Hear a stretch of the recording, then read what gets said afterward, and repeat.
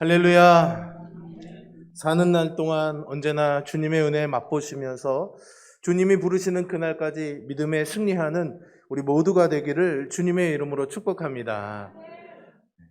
제가 고등학교 다닐 때 학교에 유도부가 있었습니다. 그래서 일주일에 있는 체육 시간 중에 꼭 한 시간은 전교생들이 이제 유도를 각 학년별 반별로 따로따로 이렇게 배우는 시간이 한 시간씩은 꼭 있었습니다.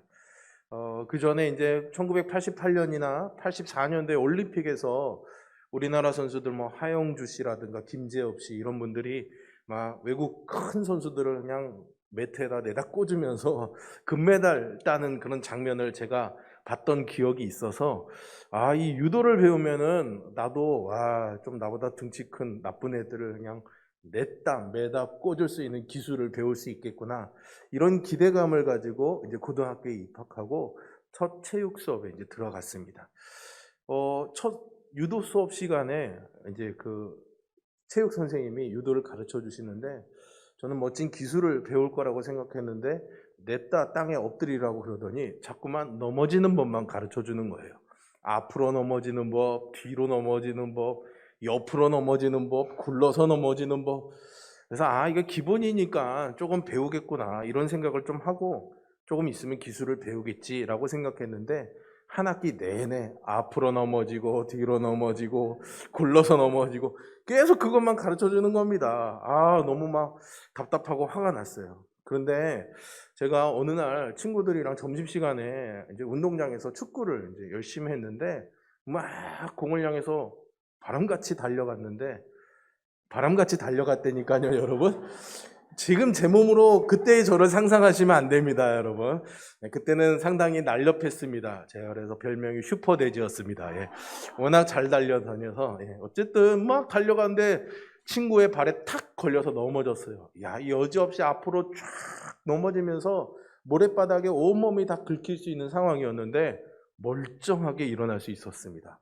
가만히 보니까 그 유도를 넘어지는 낙법을 배웠던 기본기 때문에 그 위기의 순간에 제가 아주 날렵하게라고요, 여러분. 날렵하게 떼구르르 구르면서 한 번에 딱 일어섰던 거예요. 제가 깜짝 놀랐습니다. 아니 나한테 이런 능력이 있었다니. 이런 능력이 있었던 게 아니죠.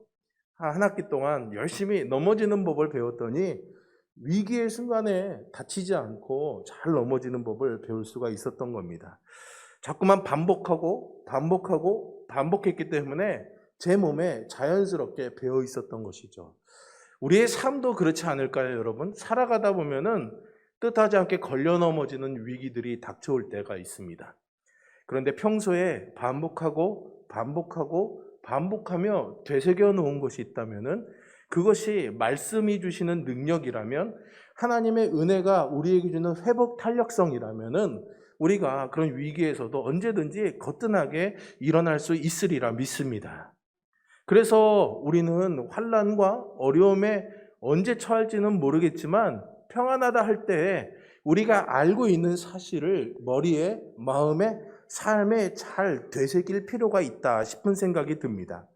그래서 오늘은 우리가 잘 기억해야 되는 것, 잘 알고 있는 사실이지만 되새겨 보아야 하는 것, 그리고 사모해야 하는 것이 무엇인지 여러분들과 좀 나눠보려고 합니다. 이 말씀을 통해서 세상에서 우리가 어떤 일을 당하든지 어떤 위기에 닥치든지 간에 그리스도인으로서의 바른 삶과 그런 목적을 가지고 흔들리지 않고 주님이 주시는 확신과 기쁨 가운데 살아갈 수 있기를 간절히 소망합니다. 사도 바울은요, 고린도 교회 성도들이 이미 잘 알고 있는 사실을 다시 한번 그들에게 확실히 알려주고 있습니다. 이 사실은 바울을 통해서 그들이 배운 것이고요, 알고 있었던 것이고 믿고 있는 사실이었습니다. 그런데도 불구하고 바울은 다시 한번 이 사실을 알려주며 그들이 확신하기를 원하고 있습니다. 1절의 마지막에 보시면은요, 있는 줄 아느니라 라고 말합니다. 그리고 6절에서도 있는 줄을 아노니 라고 바울이 표현하죠.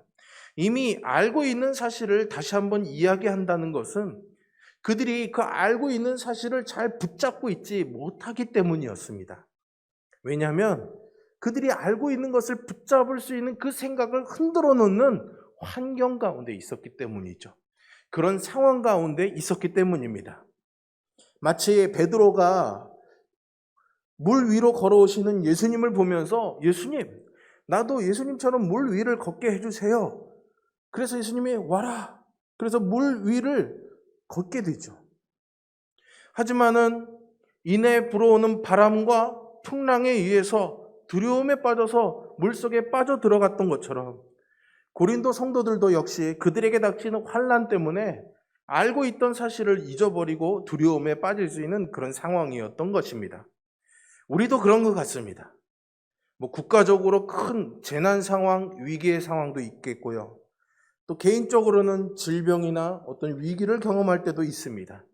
교회와 가정에서, 우리 직장에서, 삶에서 어떤 갈등을 겪기도 하고 심적인 어려움을 당할 때도 있죠. 이렇게 개인의 삶, 교회와 가정, 국가에 불어닥치는 이 바람 앞에서 사실은 우리는 너무나 연약해서 한없이 흔들릴 수밖에 없습니다. 그러다 보면은 잘 알고 있던 사실도 까맣게 잊어버리게 되죠. 그래서 고린도 성도뿐만이 아니라 우리에게도 이 사실을 되새기는 것이 아주 중요하고 필요한 일입니다. 그것을 바울은 오늘 1절에서 비유적으로 이해하기 쉽게 표현해주고 있는데요. 같이 한번 보실까요? 만일 땅에 있는 우리의 장막집이 무너지면 하나님께서 지으신 집, 곧 손으로 지은 것이 아니요 하늘에 있는 영원한 집이 우리에게 있다라는 것입니다. 여러분, 이 말씀을 믿으십니까? 이 말씀의 의미가 무엇인지 우리는 다 잘 알고 있습니다. 바울은요, 비유적으로 땅에 있는 우리의 집이 있고 하늘에도 영원한 우리의 집이 있다라고 이렇게 표현합니다. 그런데 하늘에 있는 집은 우리의 손으로 지은 것이 아니라 하나님께서 직접 지으신 것이라고 설명해 주고 있죠. 이것이 구체적으로 어떤 의미인지를 파악하기 전에 우리는 이미 이 두 집의 클래스가 아주 다르다는 것을 잘 알고 있습니다. 땅에 있는 것은 우리 손으로 지은 것이고 하늘에 있는 것은 하나님이 직접 손으로 만드신 핸드메이드, 수제, 하나님이 만드신 집이었다라는 거죠. 이 차이가 얼마나 클까요, 여러분? 땅의 장막은요, 사실은 일시적인 겁니다. 이 세상에 어떤 건축물도 영원하지 않잖아요. 우리 교회 이 성전도 아주 잘 짓고 아름답게 지었지만 시간이 지나면 보수할 부분들이 생기고 또 이렇게 상하는, 훼손되는 부분들도 있지 않습니까? 세월이 흘러갈수록 낡아지고 수리할 곳도 많아지는 것이 이 땅에 있는 집의 특징입니다. 하지만 하늘의 집은요, 영원합니다. 왜 그럴까요? 영원하시고 전능하신 하나님의 손으로 만들어졌기 때문입니다. 그러니 낡거나 가치가 떨어지지 아니하고 항상 새롭습니다. 그렇다면 바울이 비유로 설명한 이 집이 무엇을 의미하는 것일까요? 6절에 보시면 그 답을 바울이 알려줍니다. 몸으로 있을 때에 라고 표현하고 있죠. 그러니까 이 집은 우리의 몸을 의미하는 겁니다. 몸. 땅에 있는 우리의 장막집은 바로 우리가 입고 있는 이 몸입니다. 육신이죠. 그런데 이 몸은, 이 겉사람은 낡고 후패합니다. 하지만 이 몸이 무너지면, 다른 말로 이 몸을 벗어버리게 되면요, 몸이 없는 상태, 소멸되는 것이 아니라 새로운 몸, 하나님이 직접 쥐어주시는 새로운 몸을 우리가 얻게 되는 줄로 믿으시기를 바랍니다. 바로 이 사실을 고린도 성도들은 잘 알고 있었고요, 우리도 잘 알고 있습니다. 그러니 죽음은 끝이 아니라는 것도 우리는 잘 압니다. 비교할 수 없을 만큼 더 좋은 몸을 입고 영원한 삶을 산다는 것은 우리가 잘 아는 사실입니다. 그렇다면 이 사실을 아는 것이 현재의 우리의 삶에 어떤 확신을 주고 어떤 힘을 주는 것일까요? 우리는 현재 우리의 몸을 괴롭게 하거나 두렵게 하는 일, 나아가서요, 죽음의 공포를 가져오는 무서운 대상들을 더 이상 두려워하지 않아도 되는 겁니다. 죽지 않아도 되는데 무서운 게 뭐가 있겠습니까? 조금 부끄러운 이야기지만 저는 초등학교 때 오락실 가는 걸 너무너무 좋아했습니다. 그래서 심지어는 부모님 주머니에서 1,000원씩, 2,000원씩 이렇게 몰래 가져가서 한 적도 있었는데요. 이 오락 게임을 하다 보면은 이렇게 하는데 이 중간에 이렇게 천사가 머리 위에 나타나는 아이템이 있었어요. 그거를 딱 먹으면은 어디를 가도 뭐를 만나도 절대 이게 죽지를 않습니다. 얼마나 신나겠어요. 앞으로 무조건 직진하는 겁니다. 와 이러면서.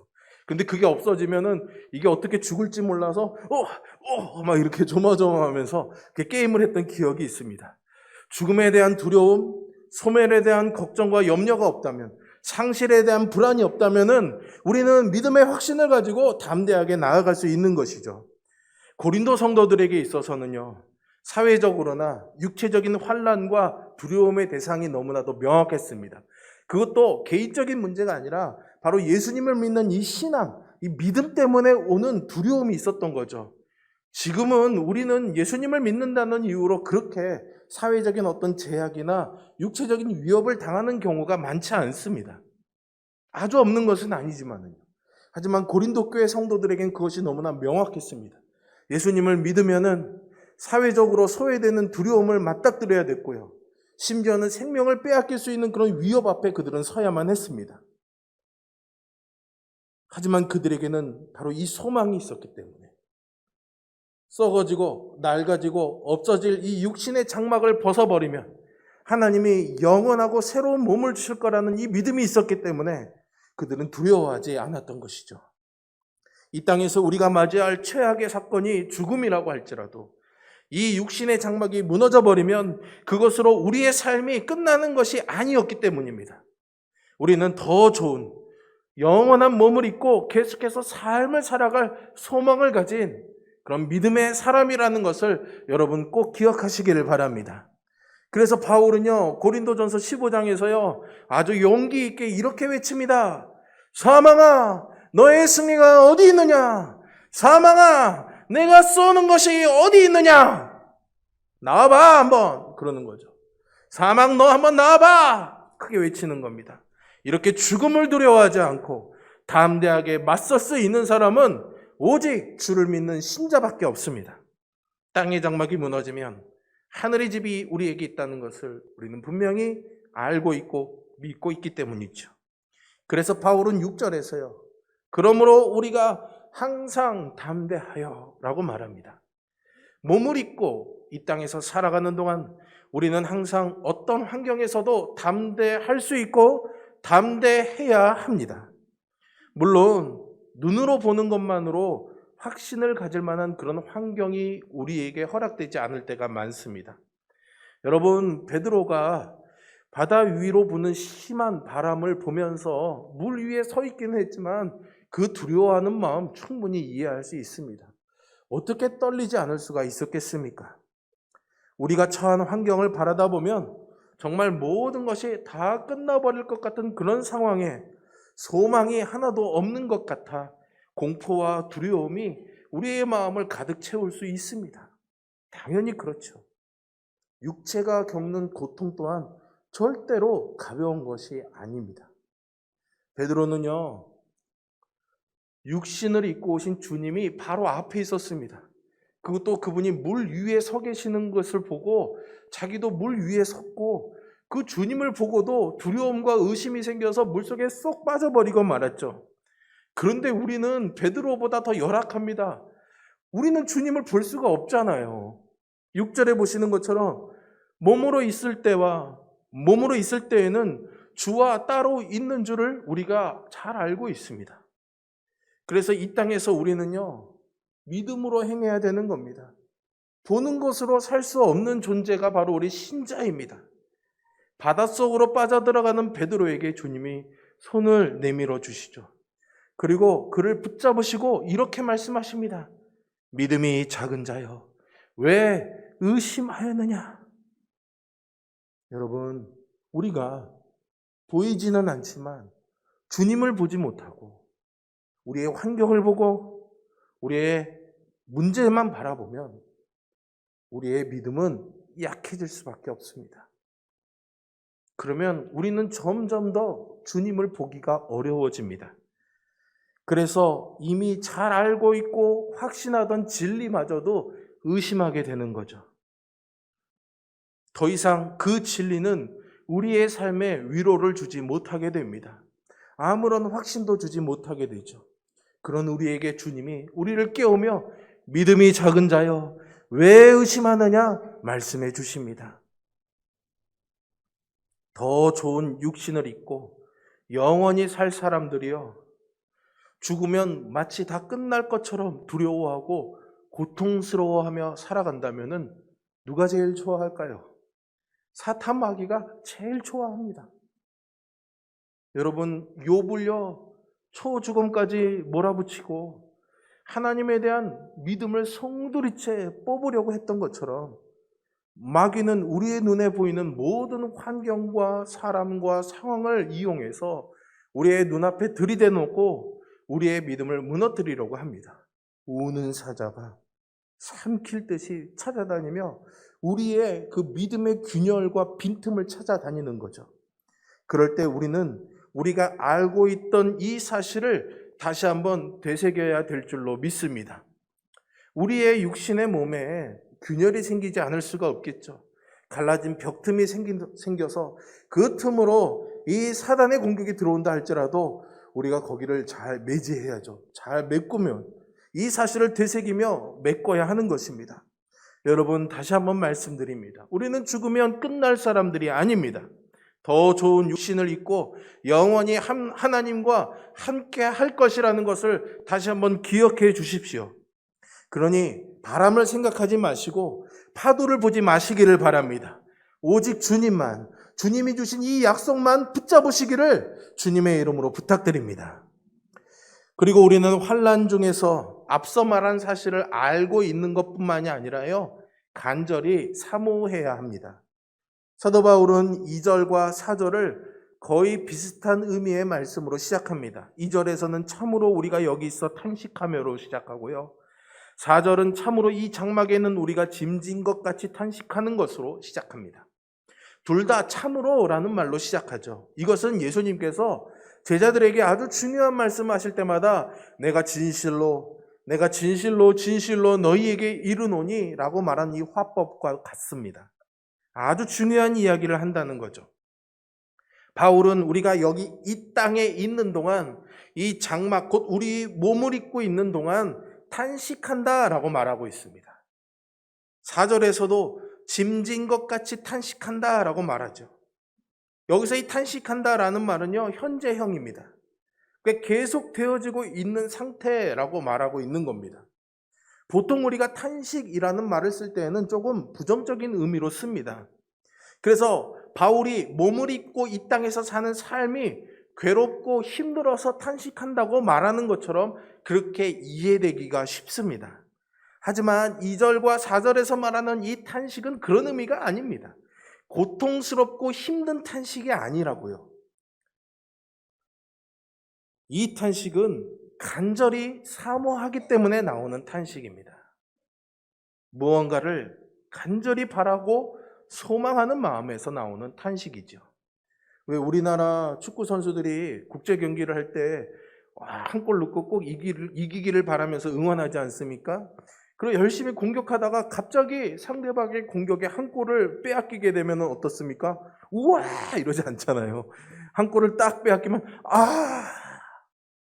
하고 안타까운 탄성을 내뱉습니다. 왜 그럴까요? 이겨야 되는데 골을 먹었어. 어떡해? 그 간절함이 있는 거죠. 그 탄식을 말하는 겁니다. 그러면 무엇을 간절히 사모하는 걸까요? 하늘로부터 오는 우리 처소로 덧입기를 간절히 사모한다고 바울은 설명합니다. 하나님께서 지으신 하늘의 집, 그 처소를 입기를 진실로 사모하는 것이죠. 4절에서도 비슷한 표현을 쓰는 겁니다. 짐진 것 같은 탄식은 그 짐을 벗고 싶어서 하는 탄식이 아닙니다. 덧입고 싶어서 하는 탄식인 거죠. 그 뒤에 보시면 죽을 것이 생명의 삼킨 바 되게 하려 함이라 이렇게 말하죠. 바울이 원하는 것은 죽을 것이 생명의 삼킨 바 되는 것입니다. 죽을 몸을 생명의 몸이 삼키는 것, 이런 표현인 것이죠. 바울은 그래서 고린도전서 15장 54절에서요, 이사야서의 말씀을 인용하면서 비슷한 설명을 합니다. 이 썩을 것이 썩지 아니함을 입고 이 죽을 것이 죽지 아니함을 입을 때에는 사망을 삼키고 이기리라 기록된 말씀이 이루어지리라. 아멘. 이것은 이 앞에서 제가 여러분들에게 이미 설명드리고 확인한 바입니다. 신자의 죽음은 그것으로 끝이 아니라요, 새롭고 그리고 영원한 몸을 입고 영원한 삶을 사는 것입니다. 바울은 우리가 이 땅에서 살아가면서 이 사실을 단지 아는 것만이 아니라 탄식하며 사모한다라고 말하고 있습니다. 8절을 보시면 바울이 확신을 가지고 간절히 원한 것이 무엇인지 나오는데요. 우리가 담대하여 원하는 바는 차라리 몸을 떠나 주와 함께 있는 그것이라. 내 몸을 떠나 주와 함께 있는 그것이라고요. 그런데 이 바울의 담대한 선언은 잠시만요. 우리의 마음의 생각을 조금 흔들어 놓습니다. 여러분들 지금 바울의 이 소원처럼 우리의 몸을 떠나 주와 함께 있는 그런 간절한 소망이 있으십니까? 그 간절한 소망이 있으십니까? 제 생각에는 80대 이상 어르신들에게는 이게 정말 간절한 소망인 것 같습니다. 하루라도 빨리 이 연약한 몸을 벗어버리고 주님 앞에 가는 그런 소망을 갖고 계시리라 저는 생각합니다. 그러나 보편적인 경우에는 그렇지 않을 때가 더 많을 것 같습니다. 저 같아도 당장 하나님이 이루야 그래? 너 그러면 지금 나한테 와라. 그러면 제가 잠시만요 주님. 제가 가면 우리 아이들은 어떡하죠? 우리 교회는 어떡하죠? 벌써 제 발목을 붙잡는 게 있거든요. 창세기 5장에 보시면요. 믿음의 조상들이 쭉 나옵니다. 그러면서 그들이 몇 살에 아이를 낳고 몇 살에 죽었는지를 설명하고 있는데 여러분 잘 아시죠? 대부분 다 몇 살까지 삽니까? 900살 이상을 삽니다. 다. 그 중에 제일 오래 살았던 사람 무드셀라가 965살까지 살게 되죠. 근데 그렇게 900살까지 산 사람들이 부럽기도 하지만 사실은 그 중에서도 유독 눈에 띄면서 부러운 한 사람이 있습니다. 누굴까요? 애씨입니다. 애씨. 에녹이죠. 에녹이가 너무너무 부럽습니다. 왜 그럴까요? 그는 평생 하나님과 동행하며 살다가 죽음을 보지 않고 하나님께서 그를 데려가신 거죠. 저와 여러분들이 허락이 된다면은 그 하나님의 복을 누릴 수 있기를 주님의 이름으로 축복합니다. 그런데요, 여러분, 이 에녹이가요, 죄송합니다. 몇백 살 산분을 제가 자꾸 에녹이라고 그래서 이 에녹이 하나님께 부름받을 때의 나이가요 365세였습니다. 그러면 평균 900살을 살 때에 365살에 하나님께 부름받았으면 지금으로 치면 90살까지 산다고 생각해 보면 30대 중반에 어느 날 하나님이 그를 휙 데려가신 거예요. 여러분들 그러고 싶습니까? 30년을 살다가 가도 좋으니 이 몸을 떠나서 차라리 주와 함께 있는 것이 좋습니다. 여러분 그것을 정말 확신하며 바라며 살아가십니까? 이 질문은요, 이 땅에서 우리가 환난을 당할 때 내 마음이 있는 곳, 바라보고 있는 곳이 어디인지를 알려주는 거죠. 아까도 제 경우를 이야기했지만 하나님이 주실 그 영원한 집을 사모하기는 하지만 여전히 제 시선이 머무는 곳은 우리 아이들에게 이 땅에 있는 것에 있기 때문에 선뜻 저요 하고 손들기가 주저하게 되는 겁니다. 코로나에 대한 공포심들이 있죠. 또 여러 환난들 속에서 여러 어려운 상황들 속에서 우리가 비탄한 탄식을 하는 이유는 어쩌면 할 수만 있으면 이 몸을 떠나지 않고 되도록이면 더 나중에 주와 함께 있기를 원하는 우리의 이 마음의 현 주소를 알려주는 것은 아닐까 생각이 됩니다. 주님과 함께 하기를 원하는 마음이 없지는 않지만 그와 비슷하게 혹은 더 많이 세상에 대한 애착이 있어서 그럴 수가 있는 거죠. 그래서 고난은요, 우리에게 그렇게 짐처럼 지워져 있는 그 많은 것들을 다 벗을 수 있도록 도와주는 하나님의 축복의 장치가 되는 줄로 믿습니다. 이 땅에 소망을 두고 살아가는데 고난을 겪으며 환난을 겪으며 그것이 덧없는 것이라는 것을 깨닫게 되고 내려놓게 되는 것이죠. 여러분들은 몸을 떠나 주와 함께 있기를 간절히 원하십니까? 환난 앞에 어려움 가운데 있다면 여러분들의 마음을 다시 한번 점검해보고 삶의 방향을 다시 한번 조정하고 초점을 맞출 수 있는 그런 하나님의 인도하심이 있기를 주님의 이름으로 축복합니다. 마지막입니다. 환난 앞에서 우리는요, 우리를 사랑하신 이 주님을 위해서 분명한 목적을 가지고 살아가야 합니다. 먼저 하나님께서 어떻게 우리를 사랑하셨는지 바울은 5절에서 말해주고 있습니다. 곧 이것을 우리에게 이루게 하시고 보증으로 성령을 우리에게 주신 이는 하나님이시니라. 아멘. 이것을 우리에게 이루게 하신 분이 하나님이시고, 그리고 그것을 보증하시기 위해서 우리에게 성령을 주신 분도 하나님이시다라는 거예요. 그런데 5절에서 우리에게 이루게 하신 이것이 무엇일까요? 먼저 이것은 4절의 마지막에 나오는 덧입는 것입니다. 죽을 것이 생명에 삼킨 바 되게 하는 것인데요. 우리가 알고 있고 믿고 있는 사실은 모두 하나님이 우리를 위해서 이루신 일 가운데 있습니다. 하나님이 하셨다는 겁니다. 하나님이 우리가 입을 하늘에 있는 집, 생명의 집을 지어주셨고요. 그것을 우리에게 덧입혀 주시는 분도 하나님이십니다. 하나님은 또 그렇게 하시겠다는 확실한 보증, 약속으로 성령을 우리에게 주신 거죠. 이것보다 더 완벽한 서비스가 어디 있을까요, 여러분?